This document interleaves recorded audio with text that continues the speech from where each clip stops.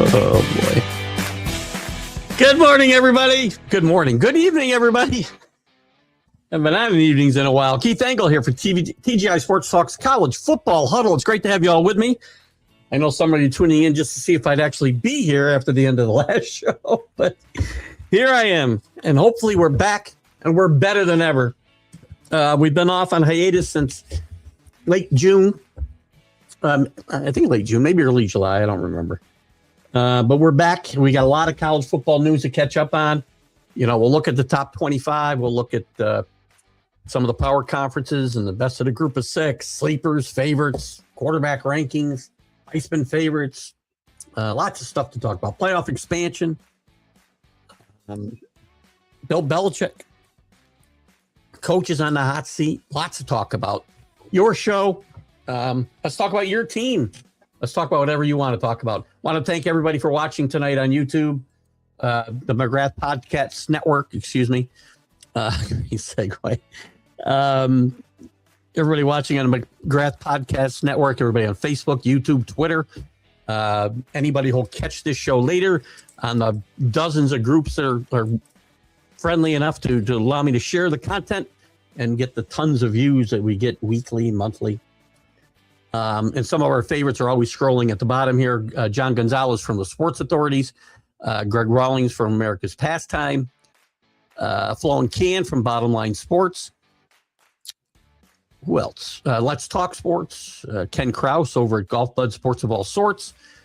Quick shout out to Taylor Phillips over at the Michigan Truth Sports Podcast. I think that's right. Taylor, correct me if I'm wrong. What else? Quick shout out to Ralph Williams over at RW Media. Ralph does some great stuff out of Ocean City, Maryland, specifically the Sports Corner with Smoke and Jim Frazier every Tuesday from 4 to 6 p.m. Eastern. Sorry. So there's that. I can't get over how I really went off the rails. I took the show right off the rails at the end of the Wednesday night unprofessional professional sports podcast on the McGrath Podcast Network. Hopefully we'll be back next week. So Texas Longhorns, we can talk about Texas too. We're going to look at the coaches poll. It's the only one we have right now. We'll look at the preseason poll.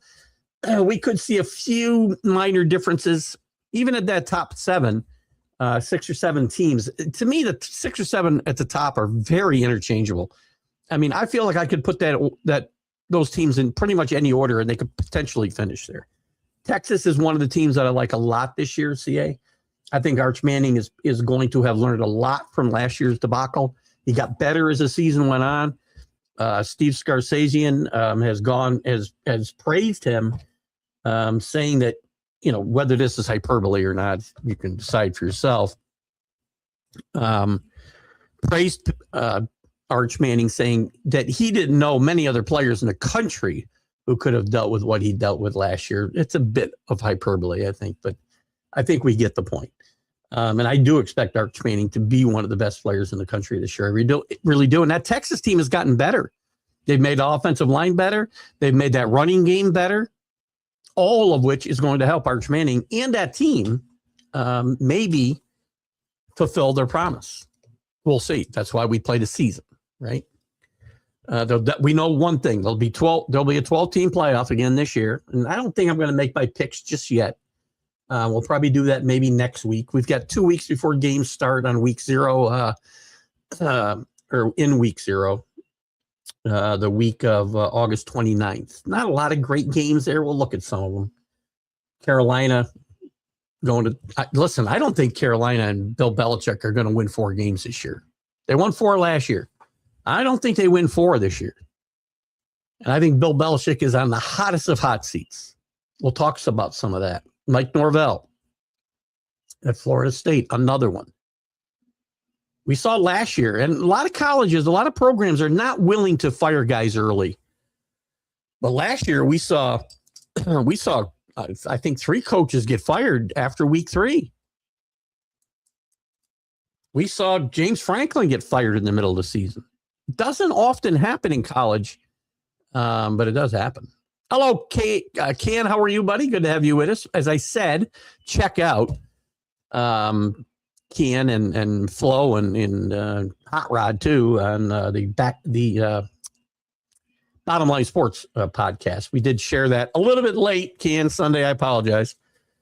Ken had told me about it Sunday morning. Flo sent me a message, and I still missed the boat of getting it started on time, but it was there. I'm not going to go too much into that, Ken, on the college football show, but tune into the Sunday Stream of Consciousness. We'll be talking a lot of NFL these next couple of Sundays. But just to your point, the Patriots are going to be a contender. I think. Listen, the Patriots will win less games than they won last year. I'm confident of that, but they'll be a better team and be dangerous come playoff time.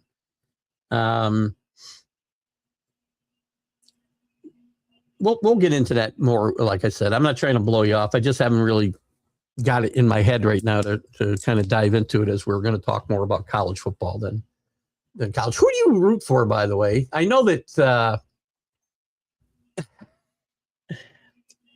I'm trying to remember if you're a Georgia fan, Ken. I know Flo's a big Texas Tech fan and had some issues with them taking the heat so much over the Sorsby situation, but where they go, who else is supposed to take it? They're the ones who paid them all this money. They're the ones who, once it was out in the open of what was going on, fought a legal battle or backed a legal battle to put him on the field. Anyway, Texas Tech, I think, will be good. Hammond, what's their backup quarterback? Hammond, well, he's their starting quarterback now. He's a good player. I think Texas Tech will be pretty good this year. And the Big 12 is not that good. It's still a power conference. It's going to be a down season. I think you're going to see somebody. I like Texas Tech. I like BYU out there. I think Utah's going to have a so-so season with Kyle Whittingham leaving, and the cupboard isn't bare, but it's not completely full either. Coaches ain't going nowhere. I'll tell you what, Bill Belichick's going to be 2 and done in North Carolina. I'm 100% sure of it. The cracks are really starting to show. They're being investigated by this new committee, whatever we want to call it. The NCAA has put together to make sure teams stay within the restrictions or the requirements or the within the stay in their lane when it comes to NIL. And if they have been stepping outside of their lane, they haven't been doing it very well. No, we'll get it next week, I promise. I gotta get on with you guys at some point. Maybe talk some football. Ken, who is your college team? We got Georgia fans here. We got Texas fans. We got Texas Tech fans. We got LSU fans. There's a lot of storylines. I mean, the storylines in college football this year are unending. I mean, you still got on the field, right? Off the field, there's always going to be storylines. And one of the reasons I take that little, 4 to 6 week hiatus is the fact that I get tired of talking about stuff off the field. There's still plenty to talk about. Congress has pushed off their vote on the NIL caps and some other things that will be involved in that bill until September. So they pushed that down the road. But the NCAA and their coaches voted on the new eligibility restrictions to 5 years to get 5 years in. You get 5 years from the time you turn 19. No more 26-year-old freshmen. No more guys getting 8 years of eligibility. But true to form, there's all kinds of lawsuits already of guys who finished their 4th year last year and want to get in grandfathered in this year, and using the fact that their ability to earn a living is being restricted. Really, so much for amateurism or any illusion thereof. So Underwood said the UM-OSU rivalry is just another game. I got to tell you, Brian, that's all I need to know about this kid. There's already question marks. He didn't play that well last year. From what I've read about Kyle Willingham and the Wolverines this year, and by the way, great hire by Michigan. Tremendous hire. He's not sold on Underwood. I keep wanting to say Blair Underwood. I know.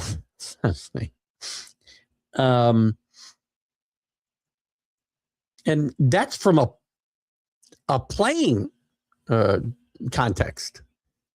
When you say something like this, now I've got to wonder about the fire in your belly to play the game at all and be competitive. I mean, he had a couple of decent games last year, right? But when you sit there and when you go to University of Michigan, and if you don't really think that's more than just another game, that's not the game that you're going to play in your entire college career, then you're playing at the wrong school, for number one.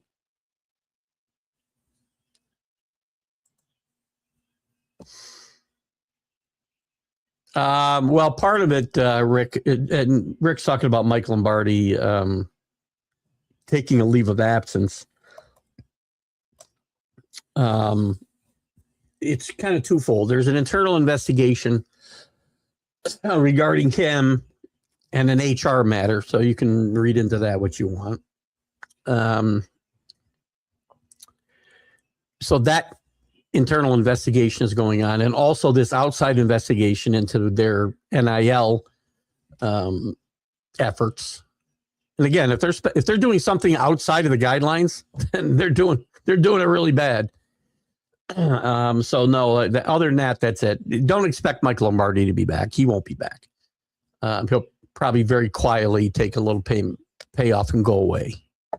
That'd be my guess. And now Steve Belichick is also on a medical leave of absence of an undetermined length. He's their defensive coordinator. So listen, the cracks are showing here. The cracks have been shown. They went 4-8 last year, weren't really competitive against teams that were any good. This year, as I've said a couple of times, I mean, what does Bill Belichick have to do so that he stays here? Now, it's going to cost them, if they were to fire him after year two, I believe around $60 million to buy him and his coaches out of their contracts. He can leave himself and pay $1 million buyout. But if he has another, unless he goes 6-6 and makes a bowl game, I don't think he's going to keep that job. And again, it's funny. I read something earlier today. Might have been in The Athletic. I don't remember. But there was a letter to the, editor, whatever, asking if Bill Belichick were to call this writer and ask for some advice, what would you say? And he'd say, let's start deciding now whether you want to retire or whether you want to mutually agree to part ways. So, because things are not going to go well there. I'm telling you guys. Let me just run down. And by the way, this team, again, slightly improved by all accounts, slightly. Here's their where is it? Here's their schedule. They're going to Dublin to play TCU in week 0. So in 2 weeks, they're going to lose that game. I think TCU is going to be really good this year. They got this kid from Harvard, quarterback, who Sonny Dykes let Hoover leave to go to Indiana because he likes this kid. Hoover or Hooper? Hoover, I think. Lee, because he likes this kid better. He was from Harvard, by the way, no less, one of the most recruited players in the portal. He's going to lose that game. He's going to beat Eastern Tennessee. He's going to lose to Clemson at Clemson. He's going to lose to Notre Dame. They're going to lose at Pitt. They're going to lose at Duke. I'll give them Syracuse at home. They're going to lose at Miami. I'll even give them at UConn, but that's not a given, by the way. That team's much better than they've been the last couple of years. They've been much better than they've been in the last decade. Jim Moore's done a great job there. So what do I have them winning so far? 1, 2. I'll give them UConn. They're going to lose to Louisville. They're going to lose to Virginia. They're going to lose to NC State. That's 2 wins. Now, let's say they beat either Virginia or NC State, one of them. Even if they beat both of them, that's 4 wins. So consecutive seasons of 4 and 8, you think Bill Belichick's going to be back there next year? Not going to happen. This was one of the biggest mistakes in the history of college football and in Bill Belichick's history as well. Yeah, Miami's tight end was like a 9-year veteran from a couple of years ago. I want to say his name was McMillan, but I'm not sure.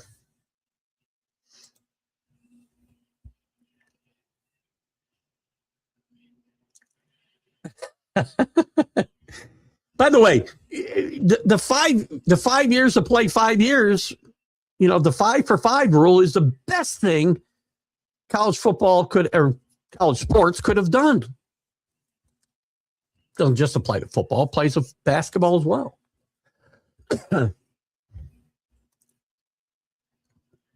It just makes too much sense because now we've got lawsuits already. Again, guys who have used up their 4 years last year think that, well, I didn't get a chance to do that. I should be able to come back. And the basis for their lawsuit is you're infringing on my ability to make a living. You can't make this stuff up. I mean, good God, right? Let's look at the coaches poll.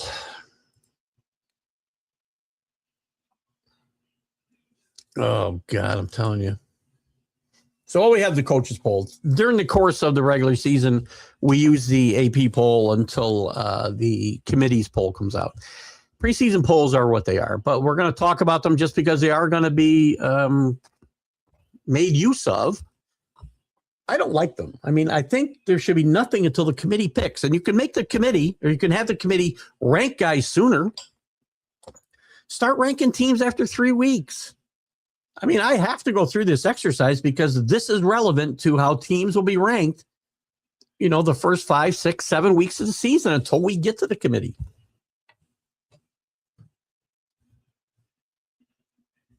Anyway. The coaches poll. Ohio State, number 1 with 36 votes, 36 first place votes. Oregon gets 6 first place votes in there in second place. Solidly, by the way, behind Ohio State. Georgia comes in number 3 with 7 first place votes. Texas gets 2 and they are 4th. Notre Dame gets 5 and they're 5th. Indiana gets 14. Don't count Indiana out. They still got 15 returning starters. They got the Hoover kid coming from TCU. And they've got the best coach in the country. You can say what you want about Cignetti and maybe he needs to prove it over time. He just won a national championship in impressive fashion at Indiana. Sorry, all the other great coaches, I don't care if your name's Kirby Smart or Day or who else? Freeman, my coach. You aren't winning at Indiana. Miami's number 7, no first place votes, but they're 7th. And by the way, Miami's going to be better than they were last year. I can tell you right now. They've got some They've got returning. Their number one running back is returning. Malachi. What the hell's Malachi's last name? Isn't that terrible?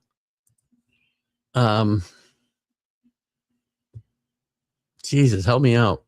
I got to get to pick them together too, by the way.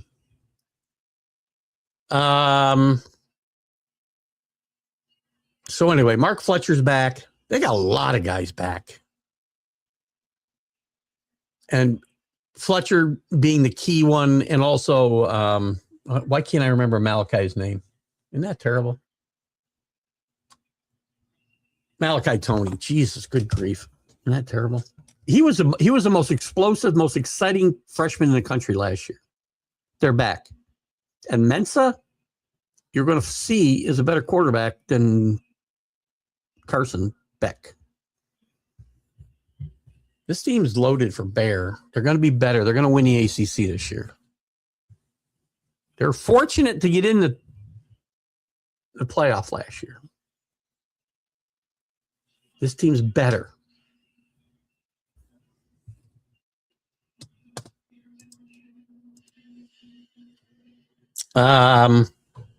Texas A&M's 8. So listen, these top 7 aren't going to be like this. I mean, I got no problem with Ohio State being number 1, although Oregon, Texas are getting a lot more print right now. I expect Notre Dame to be really, really good, by the way. Their defense is still top-notch. C.J. Carr, who played really well last year, has got a season under his belt, similar to Arch Manning. C.J. Carr, Arch Manning, are going to be names you're hearing all season long for the Heisman Trophy. Julian Sayin, another guy. Dante Moore, another guy. I really think of these top 7, the team that's most overrated, and again, I'm going to eat these words, is Georgia. I think the rest of the college football's caught up with them. Kirby Smart's still a great coach. They're still a great team. I just think if I had to pick one of these teams right now to not finish in the top 7 or even in the top 10, it'd probably be Georgia. And that doesn't mean one of these other teams won't go into crapper. They're the most likely. And I think the team that most likely move up is Indiana and potentially Miami.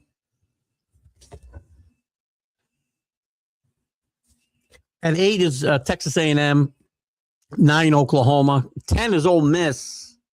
I think overrated. I just wanted to see your reaction, Rick. Listen.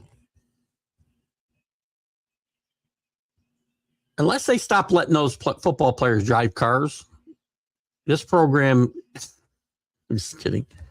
I'm still not sold on a quarterback. They are not, they don't have the wealth of riches, because nobody does, that they've had in the past where it's the next man up. And that doesn't mean they won't go out and win the SEC again. They surprised me last year. And they did it, I think, basically because they had one of the best coaches in the country. And they still have that guy. Kirby Smart finds ways to win and put his team in position to compete for national championships. That's all very impressive. Again, I got to talk about something. So if I got to talk about teams in this top 7, they're most likely, because the top 7, to me, there's a top 7, and then we got a pretty good drop off to the teams I started saying here. Texas A&M, Oklahoma, Ole Miss, I think, is wildly overrated. They do have Lacey back. They do have Trinidad Chambliss back, but they don't have Lane Kiffin and Charlie Weiss Jr. calling those plays. Now, I know Golden and his staff won a couple of playoff games, but Charlie Weiss was still there. This is going to be a huge thing. Trinidad Chambliss is a fine player. Jack thinks he'll be the number 1 pick in the draft next year. He's not that good. But you're going to find out he's one of the top-ranked quarterbacks in the country.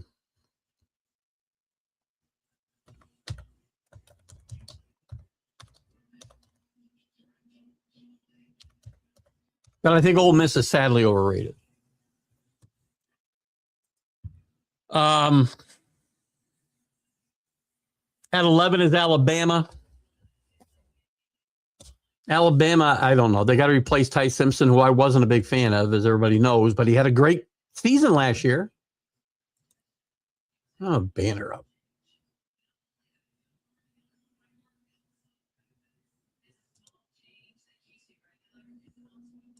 How's that?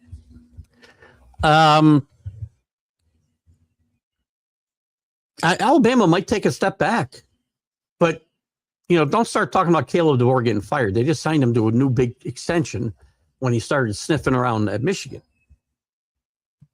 Texas Tech, again, I think they'll be fine. I think this team, they lost a bunch of guys to the NFL, but I think this team was really stacked, and I think this team will continue to compete in the Big 12, potentially finish in the top 10 and make a playoff appearance. LSU, we'll see if Lane Kiffin can get this done in year one. He had one of the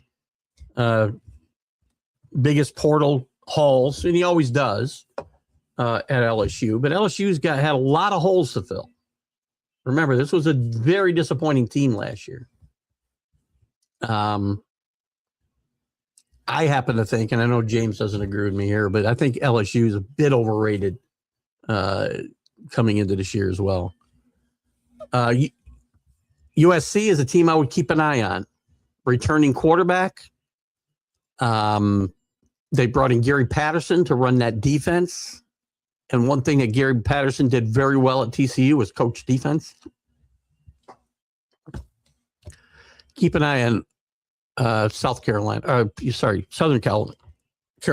I'll talk about South Carolina later. BYU, maybe the best team in the Big 12, but I think the Big 12 is a bit down. Excuse my hiccups.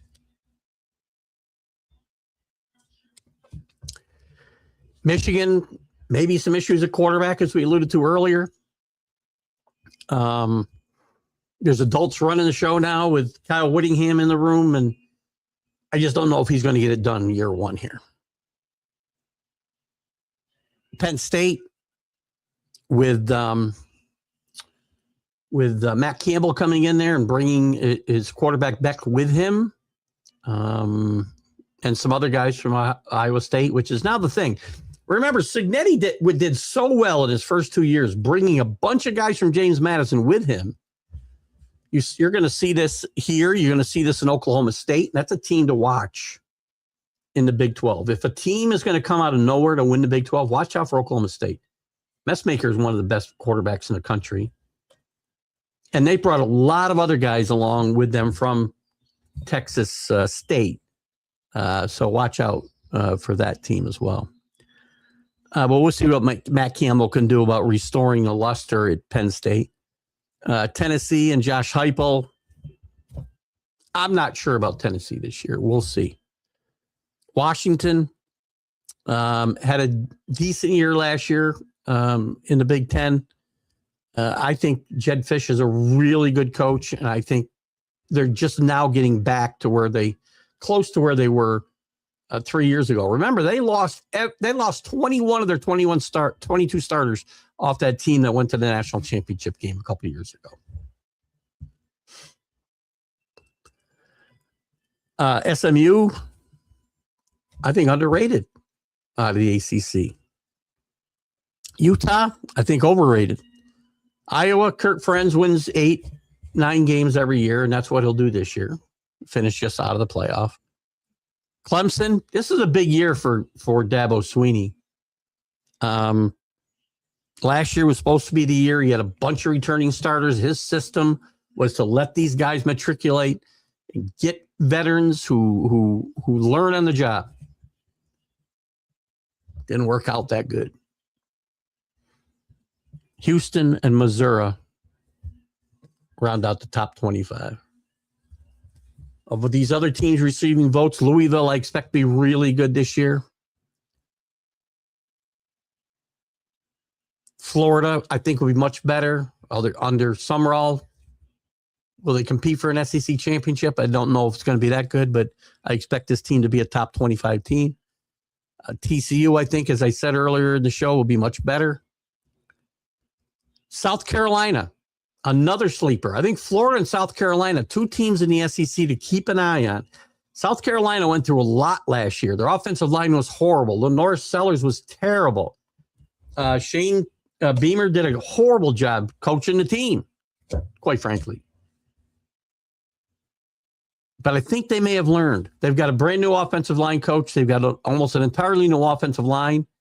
And Lenore Sellers, in the spring, the talk is that he's back to where he was 2 years ago.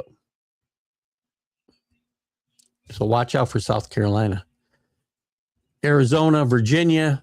Virginia had a really good year last year in the Tony Elliott. Probably saved his job last year. We'll see if they can build on that. Vanderbilt, they've lost Pavia. They've lost a lot. But their coach is really good, and I think he'll find a way to keep that team competitive. Auburn, with Groach coming in there from South Florida and bringing a lot of guys with him from there, including his quarterback. We'll see whether they can get back some of the luster they've lost in the SEC over the last bunch of years. Georgia Tech, I think, will be good, although they got to replace Haynes King. Boise State, Oklahoma State, as I said, watch out for them. They're a sleeper on this in this Big 12 race. A Big 12 that's not quite as strong as it's been the last few years. UNLV, Dan Mullen's a really good coach. Dan Mullen won a bunch of games last year. Dan Mullen is another guy who just turns quarterbacks into very good players. Can he do the same with Jackson Arnold? We'll find out.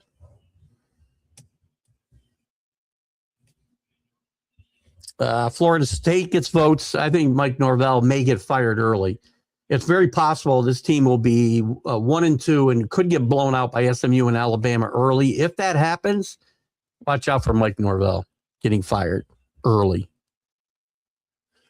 Virginia Tech with James Franklin now in play. I think Virginia Tech has a much better season and starts their rebuild, but I don't know if they're ready to make a move this year. Nebraska, perennially disappointing.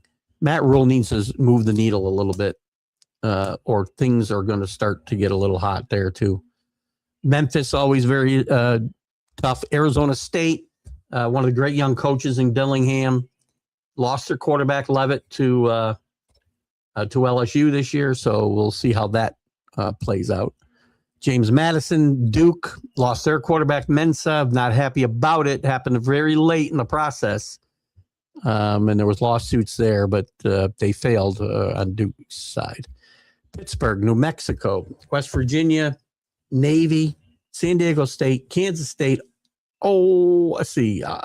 Hawaii, Jacksonville State, and Cal. Cal's another team to keep an eye out in the ACC. Florida State, there you go. They got 13 votes, so they're probably around 35 to 40. I think that's too high. I don't think this team's very good. I think Mike Norvell dodged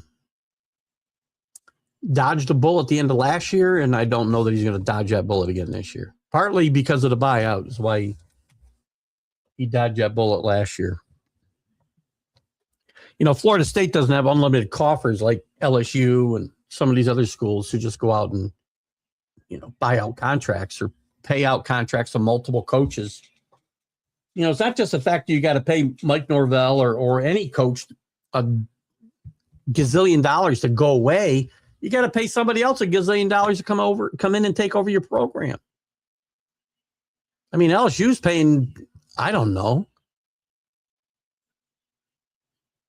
They're paying like $40 million, not just to football coaches, but to coaches that are not coaching there anymore just this year. That's not their total buyout for these guys. So it's going to be very tough. So anyway, I mean, that's kind of what we're looking at there. I gave you some of my sleepers already to kind of look at. In the group of 6, you got to keep an eye on Boise State always. I think Vegas is going to be very good. Let me look at some of these other schools. And now go to the major conferences as well. Oops, I got to find where am I? There's a schedule. Where's, well, pull it up again. Let's look at some of the group of 6 teams. In the American Conference, Army, Navy, very good last year. Navy could be a team to keep an eye on. Now, when I talk about these teams, I talk about teams that are going to get mentions as playoff entries. Because remember, the best group of 6 team is going to get in. Navy's a team to keep an eye on. Memphis is a team to keep an eye on out of the American Conference. North Texas, I would expect to take a step back. But keep an eye on those teams specifically in the American Conference. Out of Conference USA, I don't think there's anybody really here. Liberty's, not as good as they were a few years back. I don't think there's any team. Sam Houston, if there was a team that I might make a move, it might be Sam Houston. Mid-American, doubtful anybody makes a move out of this conference. They do add Sacramento State this year, by the way, but I wouldn't expect anybody to really get a mention here. Mountain West, that's different. I would expect Air Force to be better, by the way. New Mexico is going to be good. UNLV is going to be good. Remember, Boise State is now gone to the Pac-12, but that's part of the group of 6. Don't forget that. Important to remember. So, I would say that the real teams to watch out for here are New Mexico, UNLV. The new Pac-12, Boise State, always a team to watch out for. I don't think Oregon State comes back yet. I don't think Washington State comes back yet. And I think Texas State, as I said, takes a little step back as well. I'd watch San Diego State as well. If I had to pick a team that's going to be the highest ranked team here, I would say it's going to be Boise State. Sunbelt, anybody? I'm going to say no.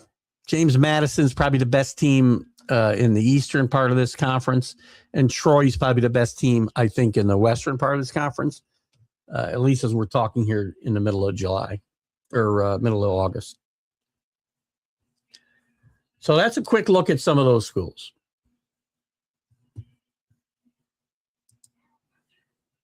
What's this? Interesting. I'm looking at a couple new indexes that I found for college football.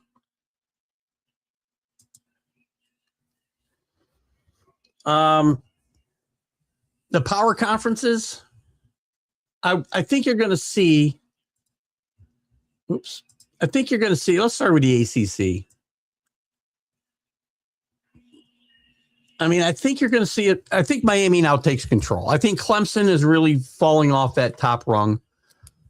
I think the best teams in this conference right now are probably Miami, Louisville, SMU, Virginia. Miami at the top, and the rest in no particular order. Couple of teams I'd watch out for sleepers here. Cal. The travel's got to kill them, though. I think Georgia Tech takes a step back. I did mention Duke, right? They're still going to be very good. Syracuse can't seem to get out of their own way. I think they're much better coached under Coach Brown, but they just don't seem to get the players that you need to get to compete, even in a watered-down ACC. And Clemson, I think, finishes, 5th or 6th in this conference. The Big 12, I've already said, I think Oklahoma State's a team to keep an eye on. I think they have one win in the last 2 years in conference. They went 1-12 or 1-11 last year. And Mike Gundy's one of those guys who got fired after 3 games last year. But some of the power, I think, is going to move a little bit here. I think BYU stays there at the top. I think Houston stays in that upper echelon. I think Oklahoma State moves back into it. I think TCU moves back into it. I think Texas Tech is into it. I think those are the top 5 teams in the conference. I think Utah will disappoint a little bit this year. I think Arizona State will disappoint a little bit this year. And I think Arizona might even move ahead of Arizona State. I think Dion, and the Colorado Buffaloes will struggle. And they're going to get 1 team in the playoff, maybe 2. Maybe they get 2. I'm not going to make my playoff predictions just yet. We're going to wait a couple of weeks. Paul Spada, how are you? Good to have you with us. I got to get the pick 'em up and running too. I got to make sure I get that done tomorrow. I got golf today. I got golf tomorrow. I'm going to try this weekend to get it up and running. Thinking with Paul up in Wisconsin, I know you're an Oregon fan, Paul, and we talked about the top. I think Oregon's really good this year, by the way. And I think, as I said, any of those top 7 teams, I think can bounce back. But if there's a team, and I'm going to get to the Big Ten here, Indiana, Ohio State, Michigan, I think USC is a team to watch out for, a potential surprise. I also think to watch out for Wisconsin. I think Luke Fickell has saved his team, or saved his job and his team. And Wisconsin, unlike last year where they had just a murderous schedule, Wisconsin doesn't get Ohio State. They don't get Indiana. They don't get Penn State. They've got Notre Dame to lose to. They do get Penn State. I'm sorry, got Penn State. There was somebody else they miss out on. I mean, I can see this team probably lose at Penn State. They're going to lose to Notre Dame. That's 2 losses. They're going to lose at Penn State. I think they're going to lose to Ohio or USC. And they lose at Iowa. I can see this team winning 7 or 8 games and Luke Fickell keeping his job when he's been on one of the hot seats for the last 2 years. At the top of that conference, there's Oregon, there's Indiana, there's Ohio State. But don't sleep on USC. You got teams that have to win, or their coaches are going to start feeling some of the warmth on their chair. As I said, Nebraska, maybe Minnesota and PJ Flesch, although they had a decent year last year. I think Washington might push one of those 4 teams out of there, most likely Michigan. It'll be interesting to see what happens there. Notre Dame's going to be they're going to be in the playoff. We can look at Notre Dame since we're talking about the independents. There's only 2, and there's only one with a chance of getting to the playoff. Notre Dame beats Wisconsin. They beat Rice. They beat Michigan State. They beat Purdue. They beat North Carolina. They beat Stanford. BYU at BYU is the toughest game that they have. And one of the women that works for me, Janae, I don't see Janae with us tonight, at least not yet. Big BYU fan, season ticket holder. She'll be there for that game. But they're going to beat them. They're going to beat Navy. I think they lose to Miami. I think they beat Boston College. I think they beat SMU. I think they beat Syracuse. I think they go 11-1. Now, the other games that are in jeopardy at BYU and SMU at home, although I don't see them losing SMU at home. They're not losing any of these other games. So 2 losses maximum. Now, the problem for Notre Dame is those 2 losses are going to be in the back half of the season if they were to lose those 2 games.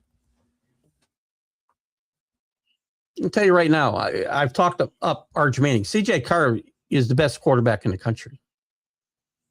CJ Carr is a guy who may be the number 1 pick in the draft.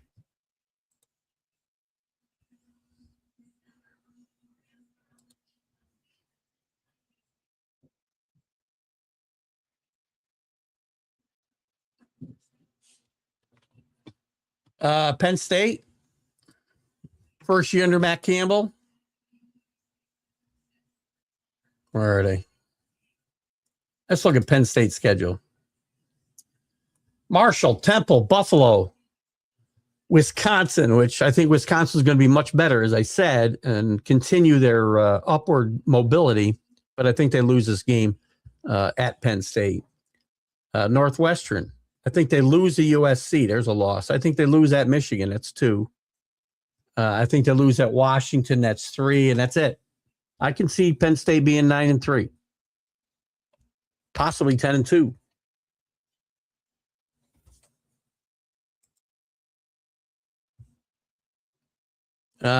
Wisconsin played much better at the end of last year. They had a decent year in the portal. They actually had money to spend for the first time in quite a while on players. It's the first time since Luke Fickell's been there that they've really been a player in the NIL and portal market, and they brought in some decent players. Are they going to compete for a Big Ten championship? No, but they're going to win some games. I think I said, I think I had them. I just did them a few minutes ago, Paul. I think they 7 or 8 wins, which, by the way, Luke Fickell keeps his job.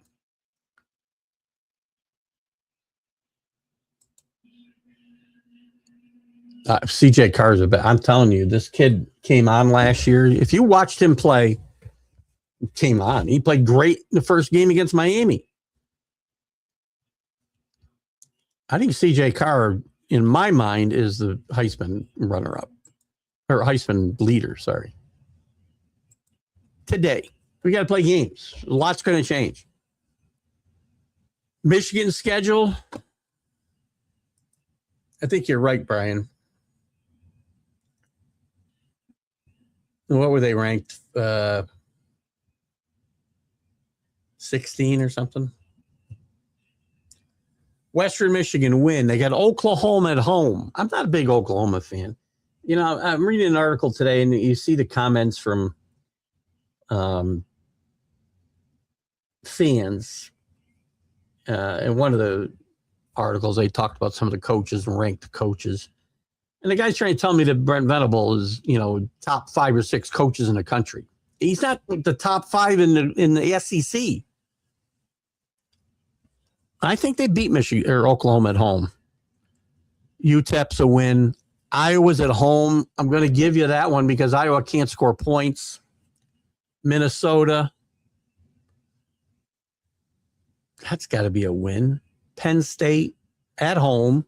Indiana's a loss, even though it's at home. At Rutgers. I don't think that, well, they got back end. They got Oregon, then, of course, US, Ohio State.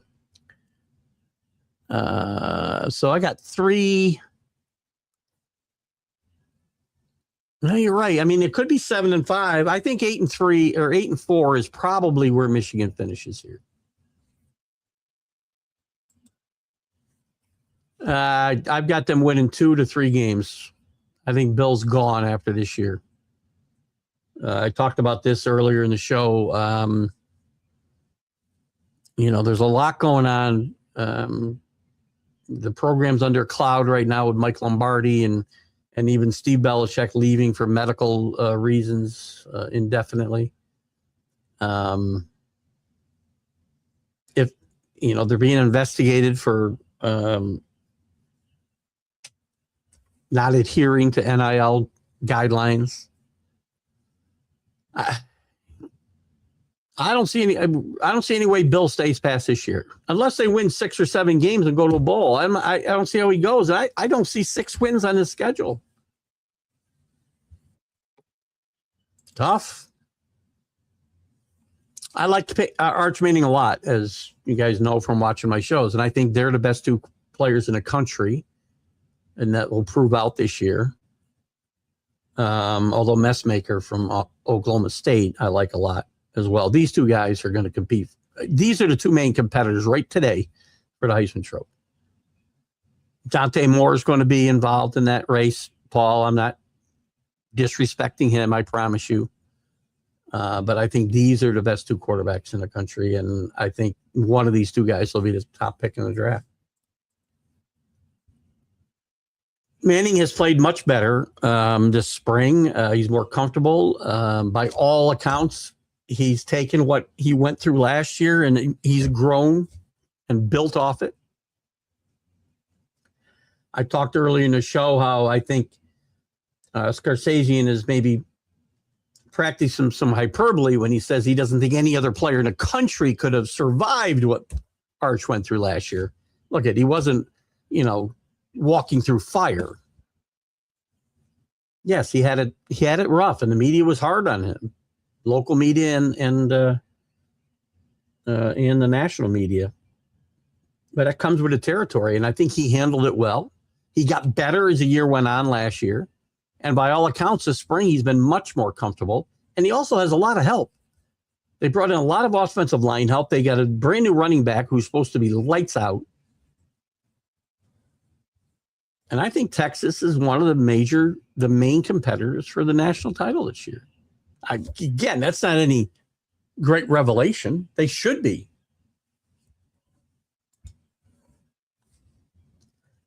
Well, I don't know about that. As you'll probably find out in the college fantasy world,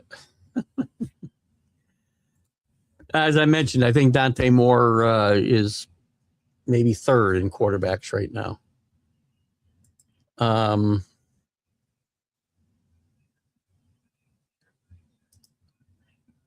Just again, do I think that's... And again, Julian's saying there's a lot of really good quarterbacks right now.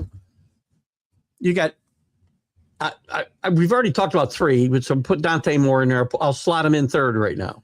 But you got Julian saying, you got Trinidad Chambliss, who I think is going to have a bit of a down year. You got Maivay, however you say his name, from USC, who I think will be much better this year.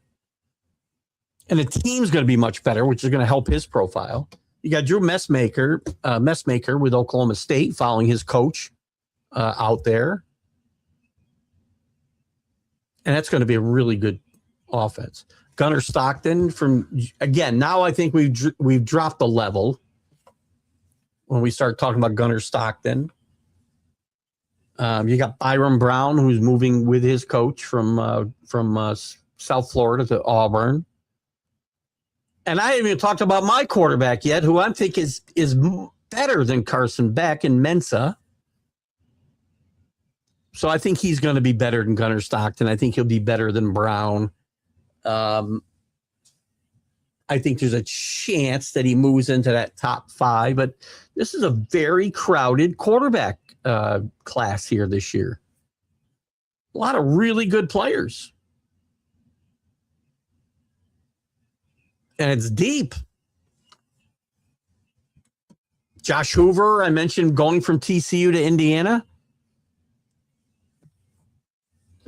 Now they got to replace their skill position players out there, but to give him some help. But by all accounts, Kirk Cignetti has had a really good recruiting and portal season. You got Sam Leavitt at LSU. You got Bachmeier, who I'm not crazy about Bachmeier at BYU, but he's one of the better players. Bryce Underwood, we haven't even talked about, which I think he's probably not going to be good. Marcel Reed, who didn't quite live up to expectations, but has some, now has his feet under him a little bit, maybe. John Mateer at Oklahoma. Desmond Williams, who tried to go to LSU and got blocked up there in Washington.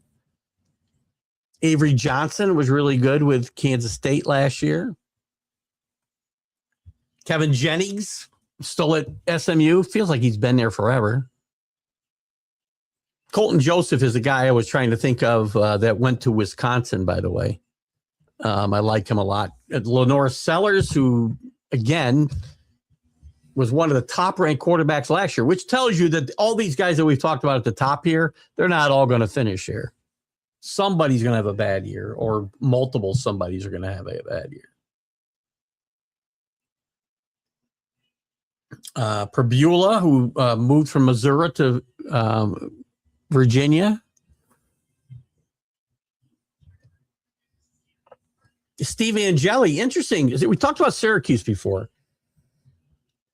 It's going to be interesting to see what Steve Angeli can do after coming in. He got hurt last year. Remember, he came into Syracuse from Notre Dame. He had played a decent amount at Notre Dame before he finally lost that job in the year they went to the championship game. And he actually got to play in that game a little bit. But Angeli got hurt early last year. It's going to be interesting to see what he does when he comes back. You got Rocco Becht out at Penn State.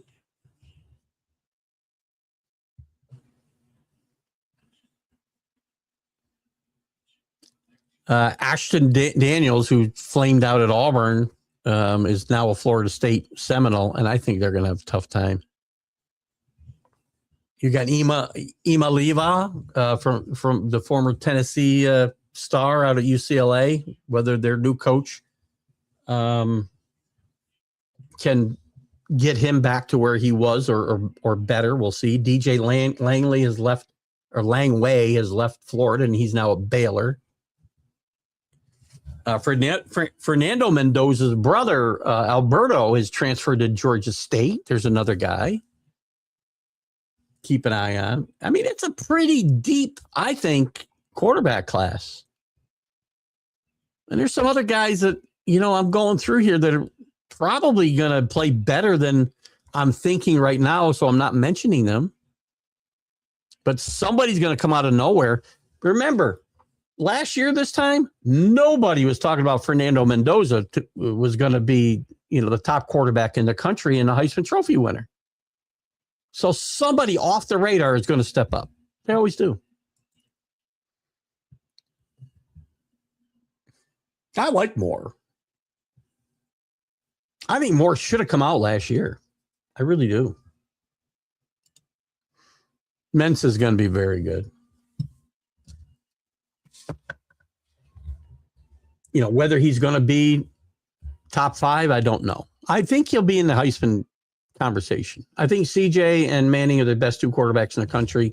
And then you got a bunch of other guys that are either going to rise or fall from there. Right? I think Mensa's definitely a guy to keep an eye on. That Miami offense is still really, really good. Malachi Toney's a guy to watch out for the Heisman, by the way. This guy does it all. You saw what he did as a freshman last year? I'm just talking about quarterbacks before this. Outside of the quarterbacks, man. Let's look. Let me look at and just see what I can find for Heisman odds here. Heisman odds. All quarterback. One wide receiver, Jeremiah Smith.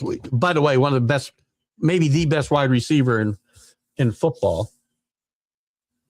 So CJ Carr is plus 750. Arch Manning's plus 750, so they're tied. Trinidad Chambliss is plus 900. Dante Moore plus 1,200. Julian Sayin plus 13. Mensa plus 1,300. Jeremiah Smith is the top non-quarterback at plus 1,300. And again, remember, there's going to be names that are not here. A bunch of these guys are going to fall off, and new guys are going to replace them that we aren't even talking about. Nobody was talking about Fernando Mendoza last year, August 12th. Now, I'm not telling you that, Paul. I got my eye on a guy I'm not going to tell you about. You know what I didn't realize? It's too bad. And again, I'm not saying this so you make any changes, but I hope I can rank my players, which I don't see any players listed yet when I log into it. Hopefully they'll be there in the next week. because I'm traveling out to Connecticut to my stepson and his wife's place Saturday. We're going to a minor league baseball game out there in Hartford. So I'll be doing it on my phone, watching a baseball game. But we'll figure it out. We'll figure it out. I hope I can rank players just in case I have any problem. That's all. I didn't even put it together when we were looking at the dates because I can't get involved in all that back and forth. Just set a date. Not everybody can make it, and I'm not worried about it. Fantasy League for the NFL and the TGI Sports Talk is full. We will get the NFL and college football pickings up here the next week or so. Hopefully this weekend. I like sellers fantasy wise, but I'm not going to tip my cards.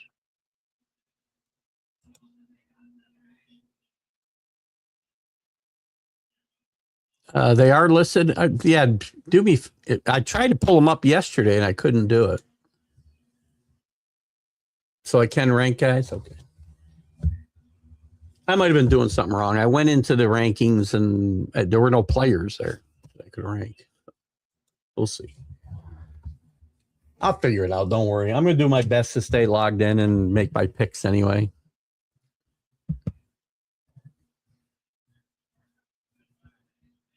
I'll get in the draft room early and try to,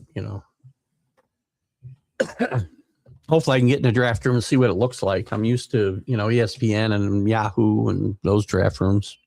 It can't be a whole lot different, I'm sure. What else do we want to talk about today?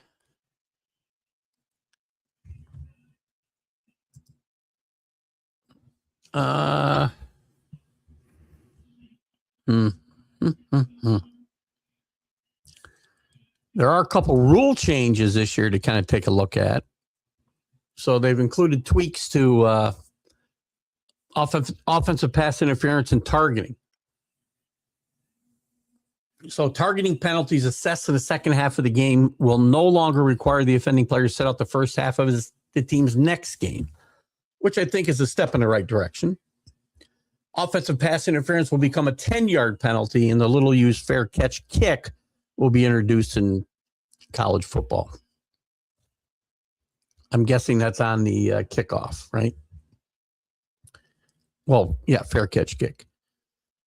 So what else is going on?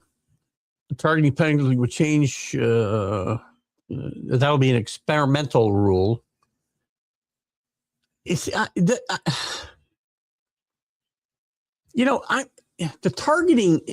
I like the targeting rule in general, but I don't really like the way that it's enforced. There's too much subjectivity, and too often guys are called for targeting when sometimes it's just a position you end up in as you're trying to tackle a guy. So I don't know. What else is going on? A conference can choose to initiate an appeals process after the player's second targeting. So actually what happens then? The player draws the second targeting penalty this season. He'll be required to miss the first half of the next game. A player who draws his third targeting of the season must sit out a full game. I thought there was going to be adjustments to the rule itself, but I'm not seeing any of that.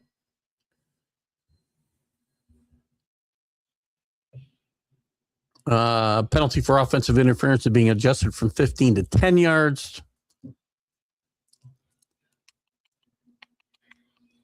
And a change to align with the NFL in high school is that fair catch kick after a completed or awarded fair catch. The kick would be a place kick with the holder or a drop kick from the spot where the returner caught the ball. The defense would be at least 10 yards from the spot of the kick. So there you'd get a chance to have basically a free kick and try and score. You'd be worth 3 points if they were to kick the field goal. This did happen. It's happened rarely in the NFL, but it happened in 2024. unsportsmanlike contact, an automatic unsportsmanlike conduct penalty will be called if a player initiates any of these 5 actions or gestures, any act simulating brandishing of a weapon, slashing at a throat, or nose wipe signal. Nose wipe? Removing a helmet after the ball is dead, with exceptions for timeouts and equipment adjustments. Dead ball contact fouls, such as pushing, shoving, striking. Jesus, that happens on every play. That occur clearly after the ball is dead and they're not part of the game action. Using forcible contact to push or pull an opponent off the pile after the ball is dead. 2 replay challenges. Coaches will now have 2 replay challenges per game. If a coach wins at least one of their first 2 challenges, they're awarded a 3rd challenge. A challenge can be made only if the team has a timeout remaining and available. If the challenge is successful, the team's timeout will not be charged. Other changes. Coach-to-player communications through the helmet is now permissible for all NCAA divisions. Hello. How did it take you so long to get here? So now we don't have to worry about sign stealing nonsense anymore. Helmet attachments that enhance player safety are allowed. So who's that guy that I talk about from the Flintstones? The Great Kazoo. You get to see his helmet in college now. All helmets with or without the attachment must be the same color and design. Up to 2 sponsor patches are allowed on a jersey. Welcome to NASCAR with conference approval. A 3rd patch is allowed in conference championship or postseason games. Logos must not exceed 4 square inches. 1 commercial logo not to exceed 4 square inches is permitted on the helmet.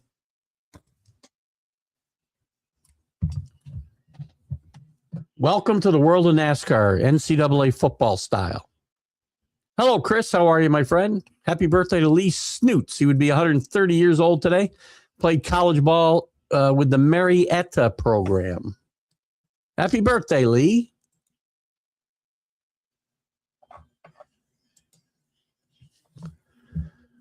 That's what I was trying to do the other night. I'll figure it out. No big deal. Too much subjectivity. You know, I like the rule in theory, but I don't like the way it's been enforced. You know, I think there's helmet-to-helmet contact that is incidental. It happens because of the way the offensive player is approaching the defensive player. That needs to be taken more into account. It isn't. They have replay. They look at these things and they still will assess helmet-to-helmet contact when there's really the defensive player has nothing. There's nothing they could have done to avoid it. You are live, Scott Colby. Good morning, good afternoon, and good evening, whatever it is where you are. We hope you're well as well, Scott. Good to have you with us today. Any thoughts on college football as we head into the only Flintstone is Fred coaching football? Pittsburgh. Oh, God. Whatever else. Derek Carr, by the way, who played his football at, I believe, Fresno State, has joined the UCLA Bruins. No Danny tonight. Hope Danny's doing okay. I haven't seen him. Was Danny with us Sunday? I think he was. Anyway, UCLA is adding former Raiders and Saints quarterback Derek Carr as a special advisor to Coach Bob Chesney. He'll also be working with, he'll be helping the offensive staff with game planning strategy while also working with the UCLA quarterbacks in a volunteer role. I believe Derek played at Fresno State. Jennings, SMU's quarterback, Kevin Jennings, who I talked about earlier, is limited right now with a jammed finger on his throwing hand. Hopefully he'll be okay. That SMU team, they find a way. They're really well coached by Lachey. I think is how you say his name, or Lashy. And Kevin Jennings is a really exciting player.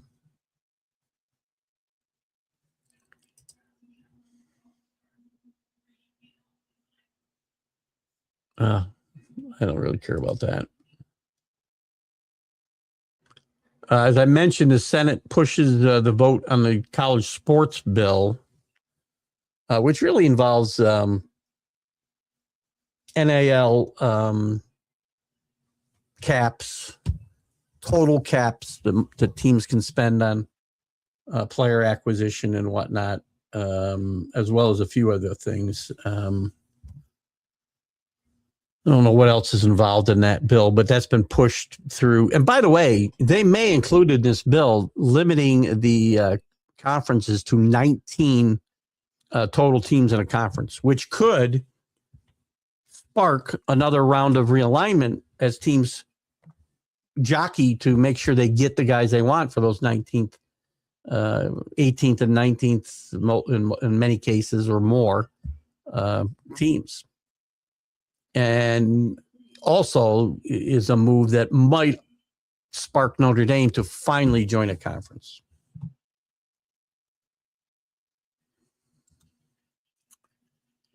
BC's about to be UMass. That's not the direction the program wants to be going in, I don't think. But again, BC has been a cluster, you know what, for quite a while now.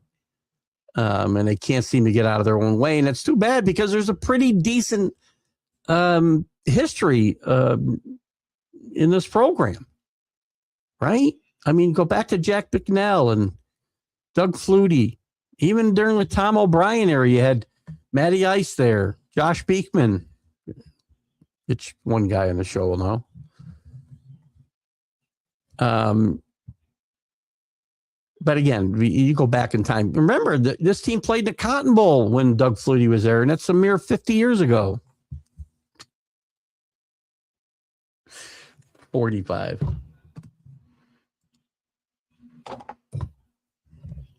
Oh, Chris, you're probably right. That's what's really sad. The sad part is you're probably right. The colleges, nobody's learning their lessons. We're this close to a giant scandal. I know we are. Gambling scandal.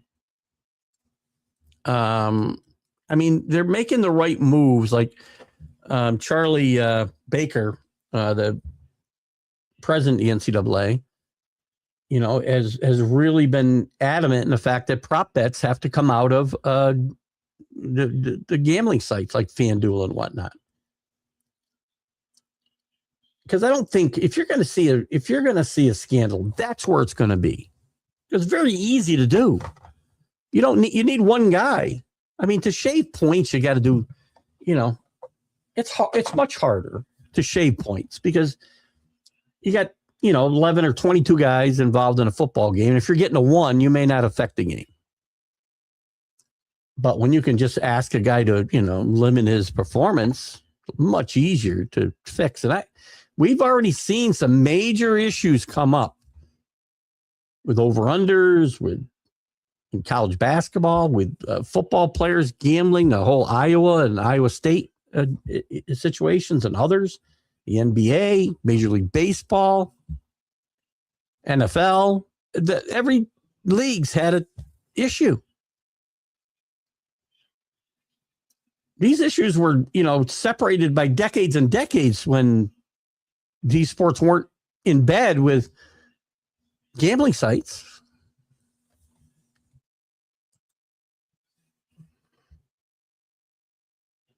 SCA, my apologies, not 6-day coffee. It's day 6 coffee. Is it good? Because I'll find some online and I'll order it. You played baseball against Doug Flutie?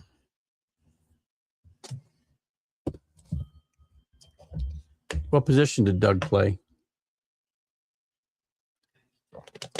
Shortstop? Kidding. We kid Doug Flutie. 100%, Rick. I mean, there's only so many guys that have ever done that in history. 3rd round pick, I think, by the Bears. Jumped around trying to latch on with a couple other organizations. Actually played in the USFL, or not US, the UFL for a time as well. And by the way, an excellent college player at Boston College. Really good. Just undersized for the NFL. Short pitcher. Doug Flutie, multi-talented. Listen, one of the great plays in the history of college football. Right? Jack Bicknell coaching that team, playing number 1 Miami. I think they were number 1. Great game in the Orange Bowl. And that pass to Gerald Phelan at the end. Great game. So college football was great.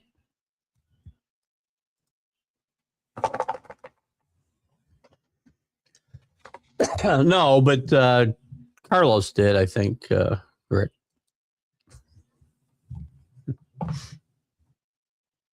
Carlos.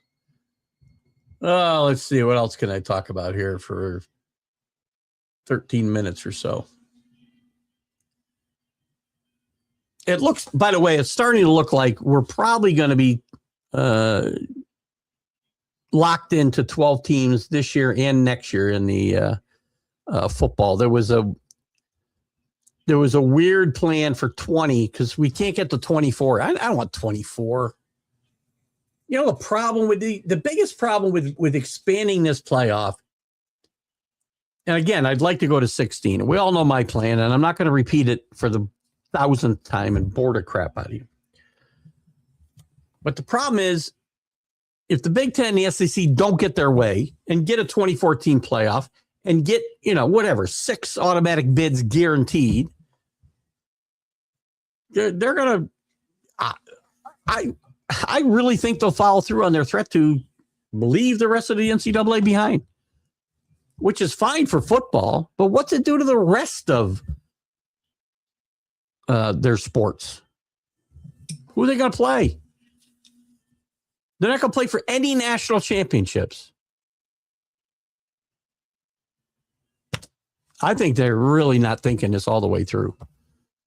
Now, if they go and they're able to take another, 30 teams with them, it'll be different. But if you're going to leave with, 32 teams, 34 teams?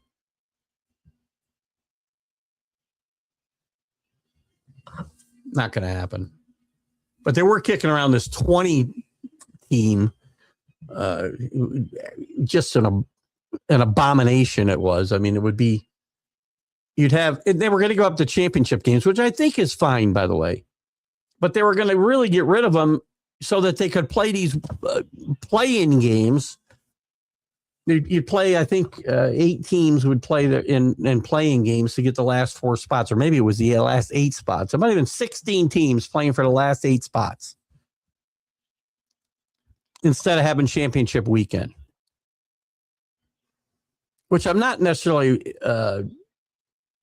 worried to get rid of championship games, because personally, I think they need to figure out a way to get this playoff finished much closer to New Year's than the end of January. Get away from more of the NFL playoffs. And the only way to do that is to eliminate the championship weekend and week 0, which week 0 should be a no-brainer.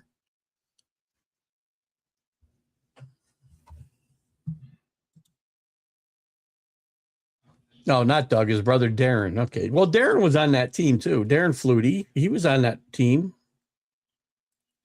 I believe. Or if he wasn't on that team, he was on another BC team. There you go, Chris. Canadian Football Hall of Fame wide receiver, Darren Flutie. Well, Doug's got to be in the Canadian Football League Hall of Fame, right?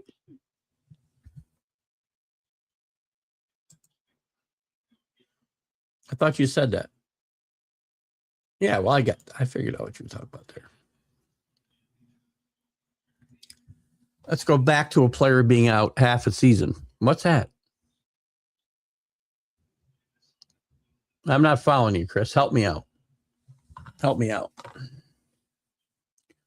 What else is going on?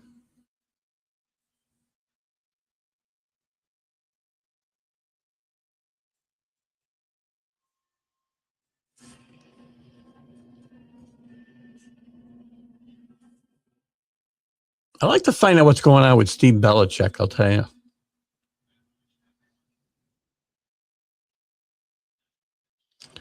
So there's an article here too that preseason college football rankings are harmless fun, and we sure don't need less of that.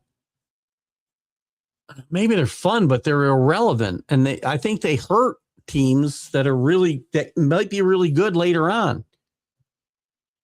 I really don't think we should have any real rankings until whatever. You pick the week.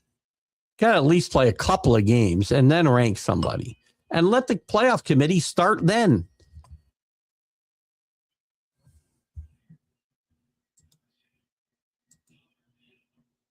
Three locations, Keith, are around Houston, no delivery.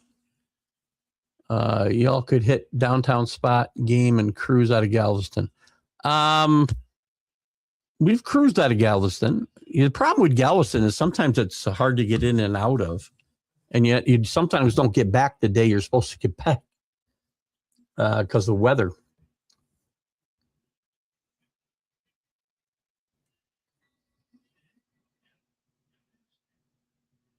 I don't know what prompt that at. You could hit downtown spot, game, cruise out of Galveston. Someday we'll do it again. We got the next. So we got a cruise coming up in November. And then we've got 6 others already in the books through 27 and early 28. One's a river cruise in 28. We're going to let's see where we're going. So we're in the Caribbean in November and February, January into February. We're back in the Caribbean for, I think, 12 or 14 days. In May, we're going to sail out of Barcelona to Italy and France. It's like 16 days. We have one next fall from, I think, Vancouver to Hawaii. And then in 28, we have that river cruise on the Rhine. Don't ask me where it goes. I have no idea. They told me river cruise out of Amsterdam, and I thought it was Amsterdam, New York. We're sailing on the Mohawk. So there's a lot going on, man. I'll tell you. I don't know. I found time to work. Yeah, I thought Doug was in that Hall of Fame. I don't remember him being in the NFL, but I'll take your word for it. Before we go, let me look at. We'll talk more about the. I wanted to bring up 1 week. So week 0 outside of North Carolina, TCU, there's not a lot of interest there I can see. But I found 1 week. Let me see if I can find what I had here. The best week of the year. Like if you had to, tell your wife to go out of town with her girlfriends, go shopping, come back on Sunday, because I'm spending the day in front of the TV. What week was it? Hold on, let me find. I hope I didn't lose this. Here we go. This is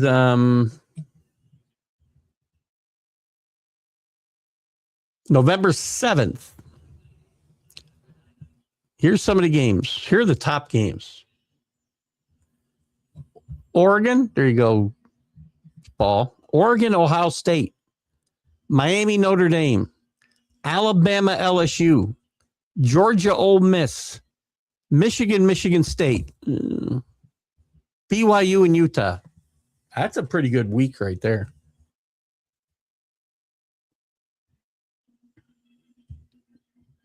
Now, after I kind of picked this out, I realized, Michigan State be better, but not better yet. And Utah might not be as good as they've been. Steve Incaviglia had a good college career, but not a mere repeat. He was 170-pound shortstop. Not close. NCAA. All right, guys. Listen, that's going to be it for tonight, I think. We got back. We're getting our feet wet again with college football, college sports in general, but college football is going to dominate this. We got 2 more weeks, and we got week 0. Again, as I said, I think the top games, which I've already lost my schedule. Here we go. North Carolina, TCU, San Jose State, USC, NC State, Virginia might be a decent game. Jacksonville State, North Dakota State, Sacramento State, now in the MAC conference, playing Eastern Michigan. That's a league game. Hawaii and Stanford might be better than what we would think. New Mexico State and Florida State, big game for Mike Norvell. He better win this by a lot. And Memphis and UNLV, actually, that's a pretty good game. So there's a couple of decent games there. That's the After Dark on the West Coast, so be fun. So we're back. Maybe we're not better than ever, but we're back. Guys, we'll catch you next Wednesday at 7 p.m. Eastern. I'll be back on Friday morning with Jack and Jack and Keith's Weekend Playbook. I'll have the MLB update on Friday afternoon. And also, Sunday morning, we'll be on with the Roundtable on McGrath Podcast Network, where all our shows air, and also do the Sunday Stream of Consciousness. So you guys have a great rest of your Wednesday, and I'll catch you later. Keith Engle for TGI Sports Talks College Football Huddle. Bye-bye.